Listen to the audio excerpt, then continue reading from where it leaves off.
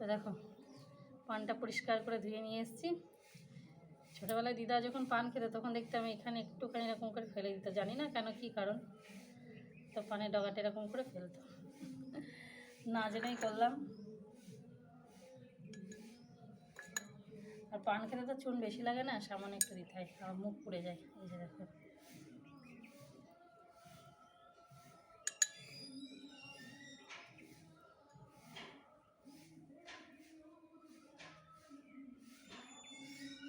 চুন লাগালাম। এখানে সুপারি নিয়েছে, যে দেখো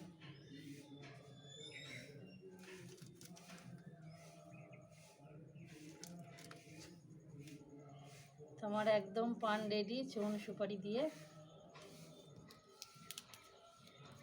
পানের খিলিটা করি।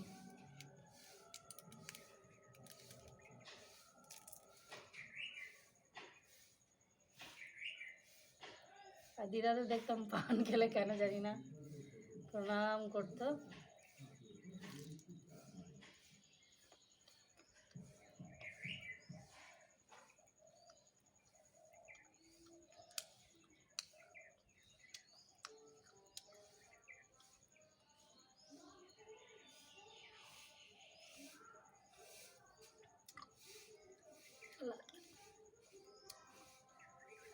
খয়ের না খেলে লাল হয় না,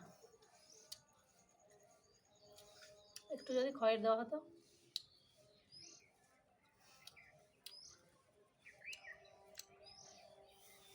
এবার থেকে দুপুরে পান খাবো, যেহেতু একদম একদম এটা সুন্দর একটা চুন বানিয়েছি। এই চুনটা তো খুবই ভালো, ক্যালসিয়াম আছে চুনে, জানো।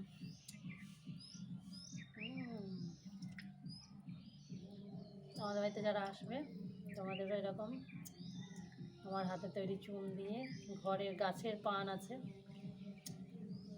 খাওয়াবো।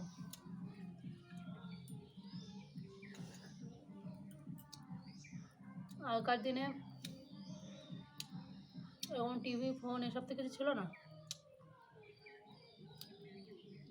আমাদের সময়তেই ছিল না। আমরা যখন ছোটো ছিলাম, কেবিল টেবিল তো আমার বিয়ের পরে এই 10-12 বছরে বেশি চালু হলো, আগে শহরাঞ্চলে ছিল, মানে এই বছর 15 ধরে বেশি চালু হয়েছে একদম গ্রামগঞ্জে সব জায়গায়। তখন বাড়িতে দেখতাম সব বিকেলে কাজকর্ম সেরে মামাসিরা এরকম পান নিয়ে বসতাম, একজনের বাড়িতে হয়তো আরও 5 জন আসতাম, সবাই মিলে একবারে পান খেয়ে ঠোঁট লাল করে, আর মাথায় তেল দেওয়া ছিল তখন, এখন তার ওসবের বালাই নেই। মাথায় একদম বিলি কেটে কেটে একদম মাথায় সব তেল দিয়ে চুল আঁচড়ে বেনুনি করে, তখন সেই গুছি বলতাম আমরা,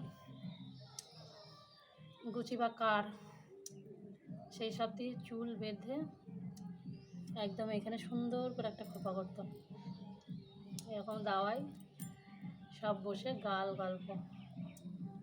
এটা আমার দিদাকে দেখেছি, দিদার বাড়িতে থাকতাম আমি, ছোটোবেলাটা মামার বাড়িতে কেটেছে,